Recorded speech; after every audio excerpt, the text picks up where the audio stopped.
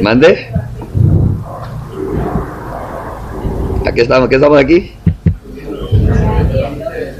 Amén. Muy bien. Vamos a abrir nuestra Biblia en el libro de Hechos, capítulo 20, verso 24.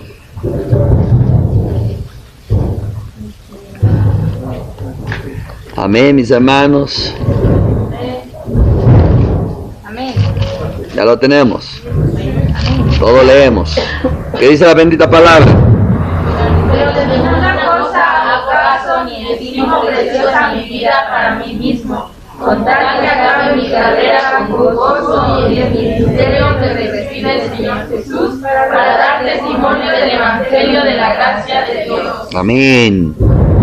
Pero de ninguna cosa hago caso, ni estimo preciosa mi vida para mí mismo, con tal que acabe mi carrera con gozo y el ministerio que recibe el Señor Jesús, para dar testimonio del Evangelio de la gracia de Dios. Muy bien, amados.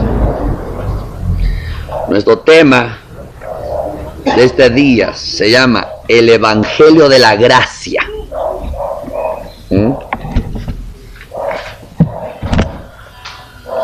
El Evangelio de la gracia. Ese va a ser nuestro tema. Amén, mis hermanos. Gloria al Señor. Muy bien, hermanos. Aquí dice el apóstol: pero de ninguna cosa hago caso. ¿Qué quiere decir? Pero de ninguna cosa hago caso.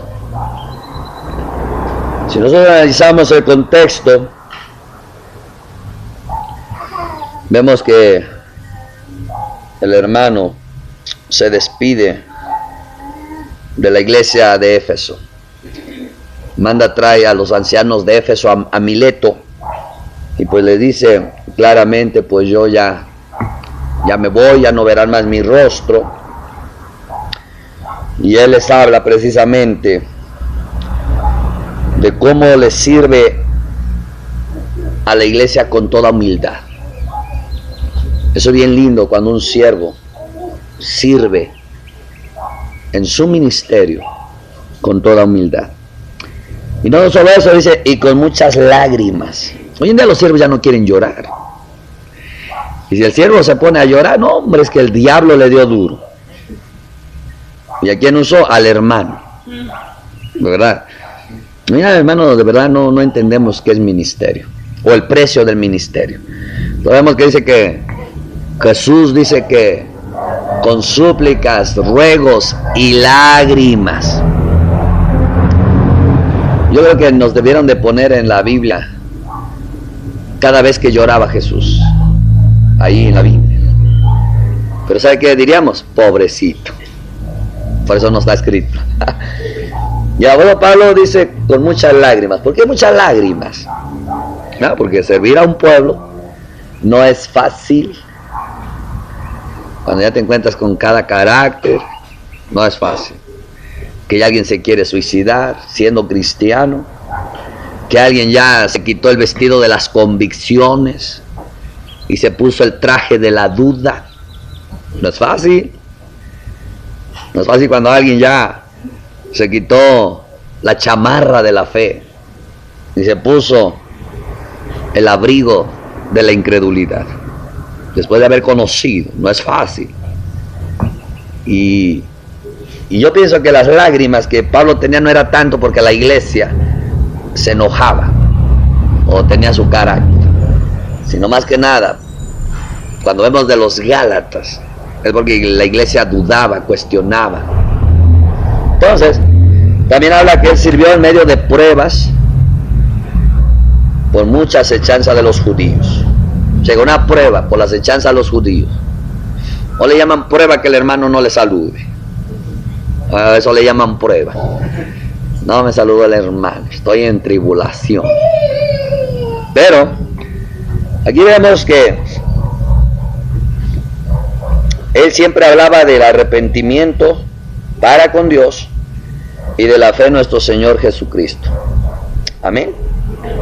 Pero ya llega un momento que le dice, pero he aquí, ligado yo en espíritu, voy a Jerusalén sin saber lo que allá me ha de acontecer, salvo que el Espíritu Santo por toda la ciudad me da testimonio diciendo que me esperan prisiones y tribulación. Checa, que el Espíritu Santo, no cualquiera, le está diciendo a Pablo, le está avisando, le está dando testimonio que allá donde va le esperan prisiones y le esperan tribulaciones. Lo está hablando el Espíritu, se lo está avisando, pero Pablo no le hace caso.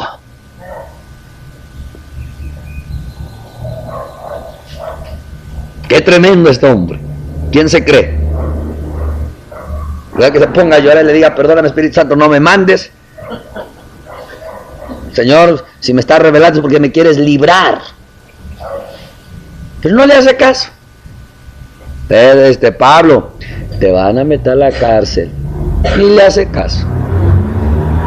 Pablo, te van a meter a la cárcel. Y ahí va hacia la cárcel sin hacerle caso. Yo imagino que de pronto cuando ya estaba en la cárcel ni para quejarse. El Espíritu Santo había dicho, yo te lo dije. Pero eso me llama la atención. ¿Por qué? Porque Pablo no le hace caso al Espíritu Santo. De ninguna cosa hago caso. ¿Se acuerdan cuando vinieron también las profetisas de Felipe ahí que le profetizan y todo? Tampoco le hace caso. Las profecías. Viene el profeta Ágabo y le quita así tú, o sea, así dice el Señor, cállate Ágabo. Lo cayó. ¿Ya me entienden eso? ¿Por qué? Porque si el Espíritu Santo le avisaba que iba a haber tribulaciones, prisiones, ¿por qué no le hacía caso? Porque Pablo decía, si allá en Jerusalén voy, según el Espíritu Santo me dice que me van a meter a la prisión, pero yo no hago caso, no al Espíritu Santo, sino no le hago caso a la prisión. Porque se pudiera ver así que fue desobediente al Espíritu Santo, o que no se dejaba guiar por el Espíritu Santo. No, que no le hacía caso a lo que era la prisión. Y como decía, hijo, te van a meter a la prisión.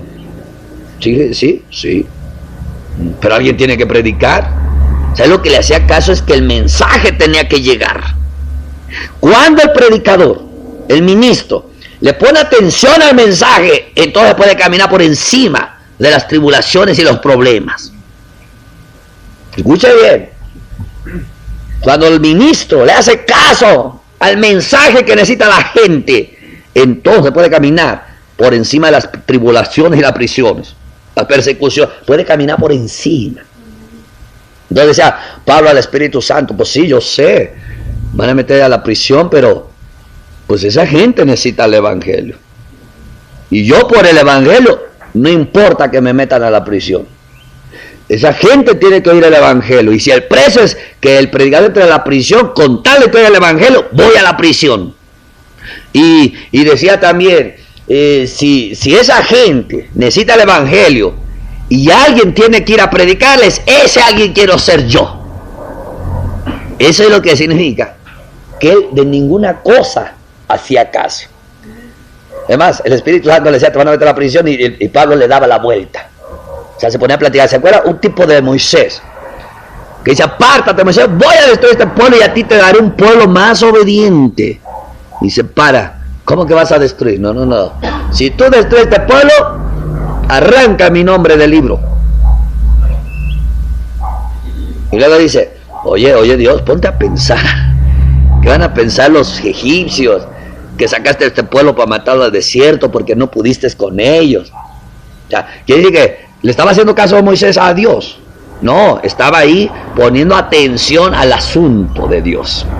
Es algo muy importante. No me acuerdo que apenas alguien me decía, pastor, quiero hablar con usted. Amén, amén, dígame. Dice, mire que Dios me dio una visión de usted. Y dije, bueno, pues échele, ¿no? Dice, usted anda en un pueblo con su equipo misionero. Y en ese pueblo se acerca una mujer, porque esa mujer lo quiere matar. Entonces esa mujer se lo lleva a usted a solas hacia un cierto lugar. Y usted nos deja ahí, dice, y usted va con esa mujer. Entonces yo le digo al ministerio, ¿por qué dejaron ir al pastor solo? Vamos a buscar porque esa mujer lo quiere matar. Y si cuando nosotros íbamos, usted iba saliendo de ese lugar. Y le decíamos, ¿qué pasó, pastor? Y decía usted, pues nada, solamente la puse en su lugar. Entonces me decía mi hermano, cuídese mucho, pastor. Cuídese. Digo, está bien. Bueno, dije, ese sueño es victoria. La puse en su lugar. Entonces, sea quien sea, la voy a poner en su lugar. ¿Verdad? Si se cumple, ¿verdad? Pero ese no es lo más impresionante. Impresionante es que una mujer que pues dice, yo ni conozco al pastor Cecilio. Lo he oído predicar unas cuantas veces, su mensaje ha sido gran bendición en mi vida, pero como no lo conozco, ni siquiera estoy pensando de él. Pero tuvo una visión que se levantó espantada y fue corriendo a la iglesia a buscarme. Y como no me encontraban, pues ya habló y díganle hermano, estamos orando por él. Si Dios me reveló algo. Y uno rápido cuando dice, me reveló algo, rápido piensas en si tienes pecados. ¿No? Uy. Me gusta cuando alguien dice, Dios me reveló algo de ti. Rápido sobresalto. ¿Bueno o malo? No hay santidad. Porque el que está en santidad no le impresiona lo malo. Entonces, según esta, y esta apenas fue esta semana, según esta persona, que tuvo una visión que yo estaba predicando en un pueblo la palabra, y de pronto que se empieza a levantar el pueblo contra mí, y empiezan a venir, y cuando dice que yo miraba que me venían cerrando, y que empiezo a caminar como para irme, y que me decían que me callara, y que les decían no, y arrepiéntanse, y que les gritaba más fuerte, y que ya cuando venían así contra mí, que me quería escapar, y que decían, vámonos, vamos, pastor, no, es que tienen que oír el mensaje esta gente. Y que finalmente, pues, dice que se apartaron los que andaban conmigo. Le digo, me vas a tener que mostrar quiénes son. Para que no le vaya a una misión y por X cosa vea yo, aquí llevo, hoy es el día. El día que me van a dejar. Y entonces dice que cuando ya me rodearon y me agarraron, así que me empezaron a pegar. Dice, nomás se oía como cuando le pegan costal al costal. O sea, porque la gente ya no lo vimos, pero los golpes. Y todo bien ensangrentado y todo.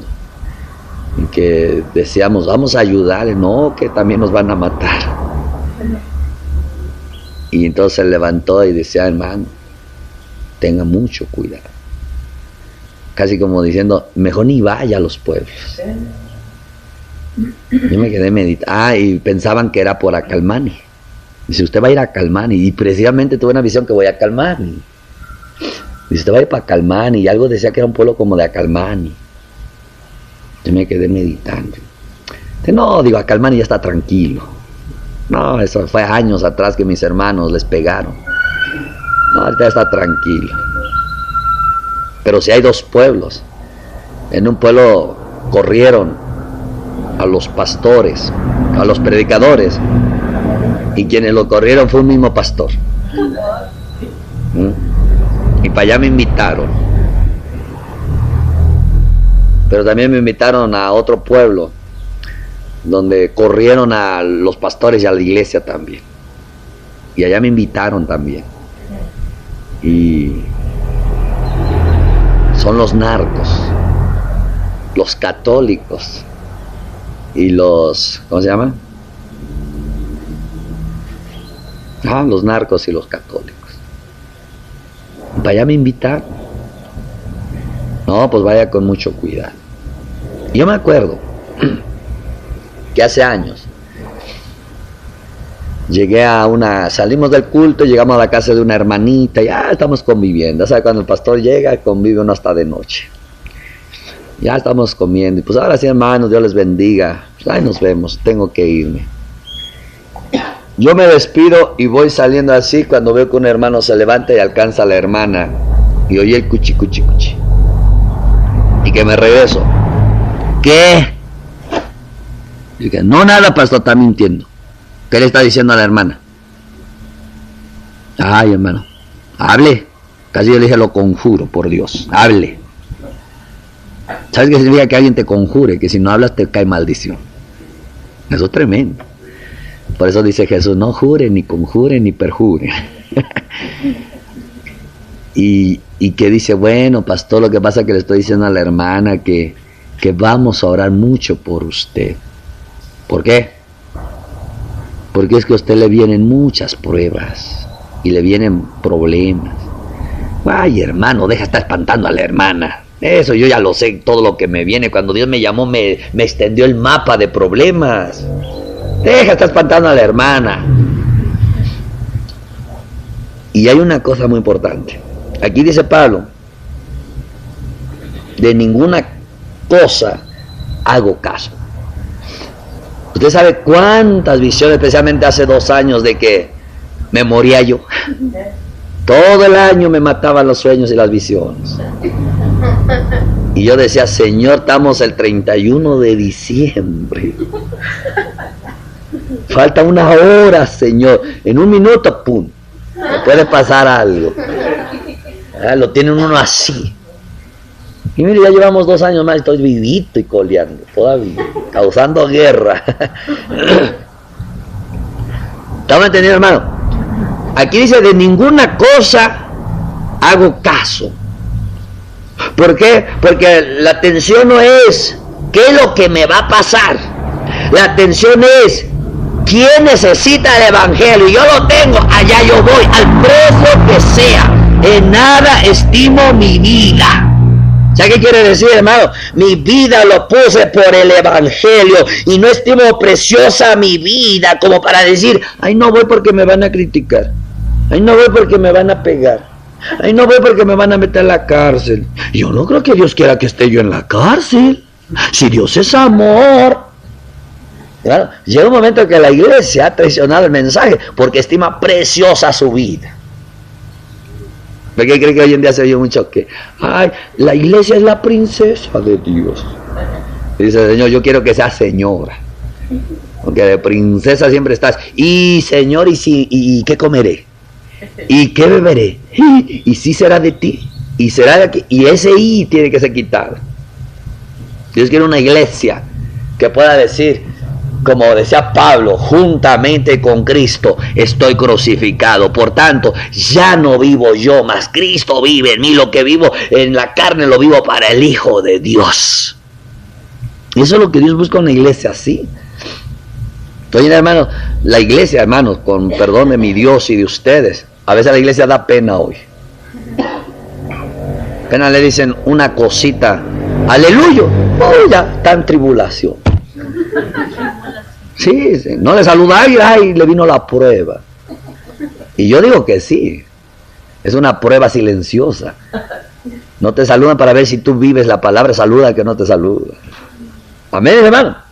Entonces dice Pablo, ni estimo preciosa mi vida para mí mismo. Para lo que está diciendo. Yo no estimo mi vida como para que yo me quiera evitar la prisión. Yo no estimo mi vida como para que quiera evitar los problemas. Mi único problema es que alguien necesite el evangelio y no vaya yo a predicárselo. Ese sí sería un problema. Y eso es lo que tiene que adoptar todo ministro y sobre todo los misioneros. El único problema tuyo es que te sepa el evangelio y alguien lo necesite y tú no vayas a llevárselo. Ese sí es un problema. Porque entonces ya diríamos, a ver, ¿estás seguro que Dios te llamó y tienes corazón para las misiones? Eso es muy importante. Entonces, pero ¿cuál era el énfasis de Pablo de rápido ir a predicar ahí donde no se ha predicado y todo, al precio de las prisiones, la tribulación? Lo que él decía, con tal que acabe mi carrera con gozo. Ah, mira, lo que sí le hacía caso es que él tenía que terminar su carrera, ¿cómo? Con gozo. ¿Y por qué con gozo?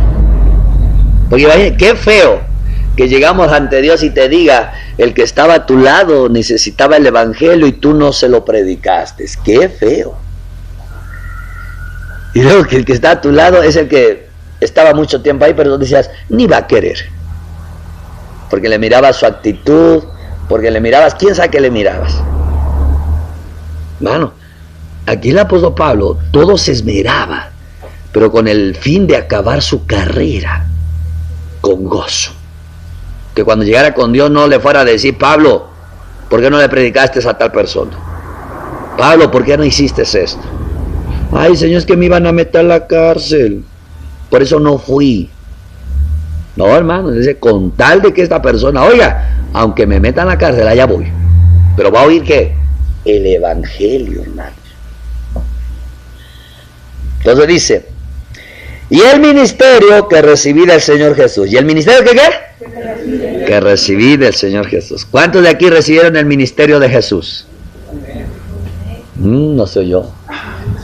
¿Cuántos de aquí recibieron el ministerio del pastor?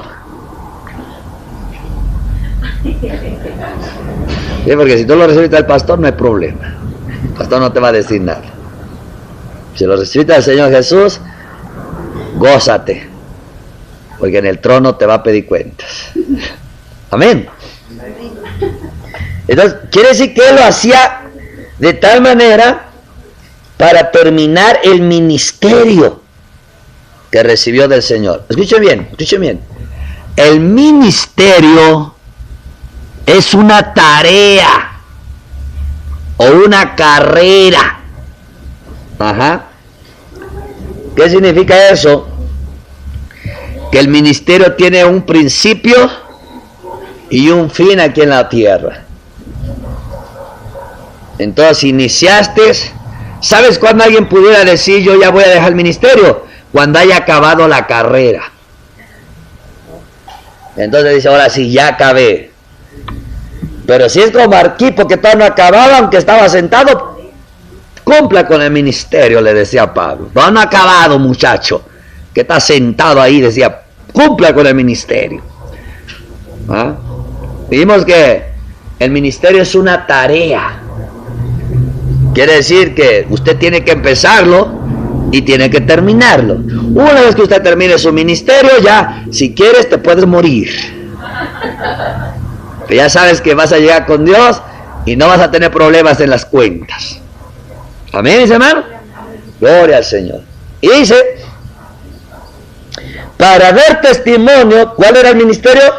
Dar testimonio del evangelio de la gracia de Dios.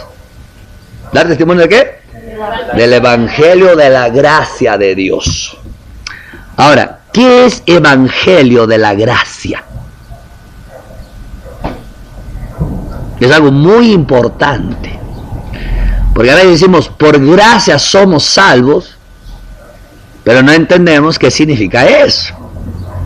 Muchos toman, por gracia yo soy salvo, pero lo agarran así como para ya no obedecer los mandamientos. Dicen, por la gracia soy salvo, lo agarra, pero como para que ya no se les pueda decir nada. Dicen, por la gracia soy salvo, para refutar a aquel que le enseña santidad.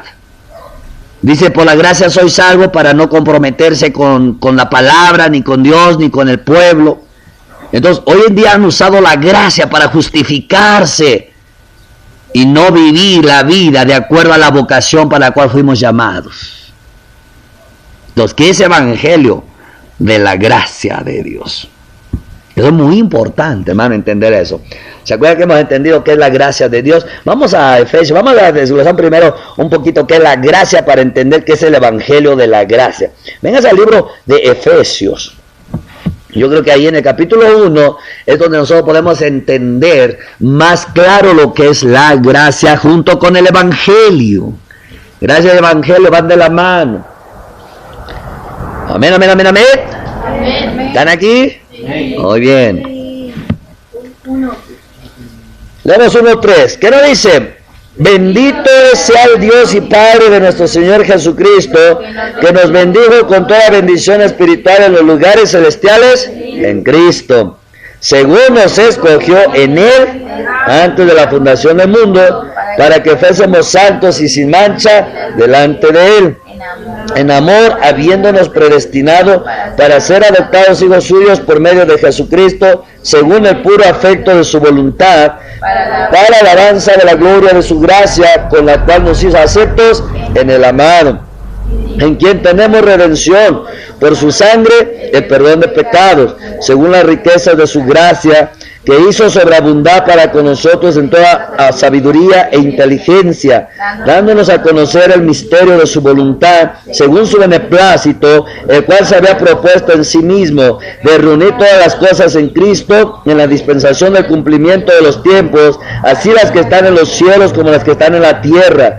En Él asimismo tuvimos herencia, habiendo sido predestinados conforme a propósito del que hace todas las cosas según el designio de su voluntad, a fin de que seamos para alabanza de su gloria, nosotros los que primeramente esperábamos en Cristo. En Él también ustedes, habiendo oído la palabra de verdad, el evangelio de su salvación, y habiendo creído en Él, fueron sellados con el Espíritu Santo de la promesa, que es las arras de nuestra herencia hasta la redención de la posesión adquirida para alabanza de su gloria. Aquí te habla del evangelio desde la eternidad hasta la eternidad. Te lo viene desglosando. Por eso dijimos, en la eternidad fuiste escogido para salvación. Cuando creíste se manifestó la salvación.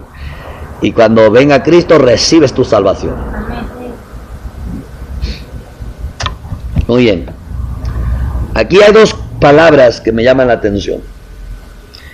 En el 5 dice, según el puro afecto de su voluntad.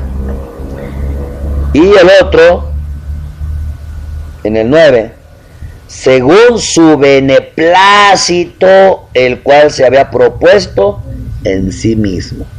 Ok. ¿Qué es gracia? El puro afecto de su voluntad. Esa es la gracia. El puro afecto de su voluntad. Y cuando dice aquí, según su beneplácito, el cual se había propuesto en sí mismo. Quiere decir que gracia es el puro afecto de su voluntad, según le place. ¿Según qué? Según le place, o le ha placido. Esa es la gracia de Dios. Y si lo llevamos a nuestro lenguaje, ¿qué es gracia? ¿Qué es gracia? Es lo que a Él le nace y lo que a Él le place. Eso es gracia. Lo que le nace y lo que le place. Por otra palabra, tú eres salvo porque me nace y me place salvarte. Eso es gracia. Así que no tiene nada que ver con lo que hagas o no hagas. Si no somos salvos porque le nació salvarnos y le plació salvarnos. Eso es la gracia. Pues, yo soy salvo solo porque Él quiere, porque Él se complace salvarme. Eso es gracia. Ahora, ¿y qué significa el evangelio de la gracia? Y dice la Biblia, por gracia somos salvos. ¿Qué significa? Escúchame bien. Cuando Él miraba al pecador, Él fue llenando la copa de la ira. Y según la ley de la justicia exigía castigo al pecador. La justicia exigía muerte al pecador. la justicia existía, la condenación del pecador, la justicia de la ley. Ojo por ojo, diente por diente, el que mata morirá, el que adultera morirá y el que se revela a su papá morirá. Esa es la justicia de la ley. Y esta justicia exigía el castigo. Y la verdad condenaba al pecador. Imagínate, la verdad condena al pecador y la justicia exige el castigo. Y Dios tenía que hacer eso. Pero entonces Él, en cierto tiempo, Él mirando al pecador, porque de tal manera amó al mundo, quiere decir que mirando al pecador, Él le nació salvarlo. Mirando al pecador, a Él le nació el salvarlo. Le nació proveer el pago por el pecador. Le nació Él pagar por el pecador. Le nació a Él prepararle un cuerpo a su hijo. Le nació a Él cargarle a ese cuerpo los pecados, las rebeliones, las iniquidades, las dolencias, las enfermedades. Le nació a Él derramar la copa de la ira sobre el cuerpo de Jesús. Le nació a Él que Cristo fuera crucificado y derramara su sangre para lavar a la gente de sus pecados. Le nació a Él que su Hijo descendiera al Hades en tu lugar y en mi lugar. Le nació a Él resucitarlo. Y le nació a Él que solo por la fe el que cree el Evangelio será salvo. Le nació a Él que no tiene que hacer nada más que creer y bautizarse. Pero como sabe que el hombre está incapacitado para creer, le nació a Él mandarle la fe al que oyó el Evangelio. Y como sabe que el ser humano no tiene la capacidad para arrepentirse, le nació a Él convencer de pecado al pecador y darle el arrepentimiento. Eso usted lee la Biblia y dice, y Dios le da arrepentimiento a Israel, y Dios le da arrepentimiento. Le nació a Él provocarle la conversión a la persona. Y le nació a Él darle el Espíritu Santo para que no se pierda. Ese es el Evangelio de la gracia. ¿Oh? A Él le nació que tú creyeras. A Él le nació hacer todo. Y todo eso quedó escrito. Entonces, cuando vino el Señor Jesús, Él dijo algo muy importante. Vengas al libro de Hebreos. Ay, gracias al Espíritu Santo, aquí está. Vengas al libro de Hebreos. Amén. Capítulo 10. Amén. Tenemos capítulo 5, 10:5 nos dice: por lo cual entrando en el mundo dice, sacrificio y ofrenda no quisiste, mas preparaste cuerpo, holocausto de expiaciones por el pecado no te agradaron. Entonces dije, he aquí que vengo, Dios, para hacer tu voluntad, como en el rollo del libro está escrito en mí. Quiere decir que en el libro quedó escrito todo lo que le nació al Padre desde antes de la fundación del mundo, para salvar a los escogidos desde antes de la fundación del mundo. Ahí le nació todo. y todo lo plasmó en la Escritura. Entonces eso significa el puro afecto de su voluntad, quedó escrito en ese libro. Y cuando Jesucristo dijo, no se haga mi voluntad sino la tuya, lo que él estaba diciendo, hágase conmigo conforme está escrito en el libro de tu corazón.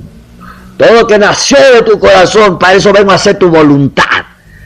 Porque es el puro afecto de su voluntad. ¿Qué quiere decir? Es mi voluntad no castigar al pecador. Es mi voluntad redimir al pecador. Es mi voluntad que yo le ponga un cuerpo a mi hijo para que mi hijo se pueda acercar a ellos. Es mi voluntad que todos los pecados de ellos pasen al cuerpo de mi hijo. Es la voluntad que yo castigue a mi hijo por ellos. Es de mi voluntad que mi hijo muera en la cruz por ellos, que derrame su sangre para que lo redima a ellos. Es mi voluntad que mi hijo vaya al Hades y que resucite. Mi voluntad que solamente el que cree esto, ese será salvo. Esa es mi voluntad, el puro afecto de su voluntad. Amén. Entonces está lo que es que le nació el puro afecto de su voluntad. Amén. Pero dijimos que también dice y su beneplácito, su complacencia. Por eso cuando es bautizado nuestro Señor Jesucristo y sale de las aguas, aparece el Padre. ¿Y qué le digo? Este es mi Hijo, en quien tengo complacencia. ¿Qué quiso decir el Señor? Que ahí está el beneplácito de su voluntad. Mi hijo ya acaba de recibir los pecados, le preparé un cuerpo y acaba de tomar los pecados, las rebeliones, las iniquidades. Esa es mi complacencia, ese es mi hijo, obediente a mi palabra. Lo que Jesús entendía, la complacencia del Padre es mi muerte. Y un verdadero cristiano, cuando entiende eso, dice, la complacencia de mi Cristo es mi muerte a la carne. Por eso dice que el que vive en la carne no puede agradar a Dios. Y sin fe es imposible agradar a Dios, porque en la carne no hay fe. La fe es en el Espíritu. Entonces, hermanos, cuando ya llegaba la hora de la muerte y vuelve a hablar el Padre desde los cielos. ¿Y qué dijo? Este es mi Hijo en quien tengo complacencia. Segunda vez que lo dijo. ¿Y ahora qué le complace? Ese es mi Hijo porque ahorita vienen por él. Ese es mi hijo porque él va a la muerte. Es mi hijo, me complace. ¿Por qué? Porque allí me complació que tomó los pecados, me complació que fue obediente, tomó la rebelión, tomó la iniquidad, y yo se los cargué en el cuerpo y él se complació a que Jesús fue obediente. Pero ahora dice, me complace porque él está hablando de que va a la muerte y ya mero se acerca. Ahorita llega el tiempo en que lo van a agarrar y mi copa la voy a derramar sobre su cuerpo. Me complace porque él hace mi voluntad, porque a través de eso llevaré muchos hijos a la gloria.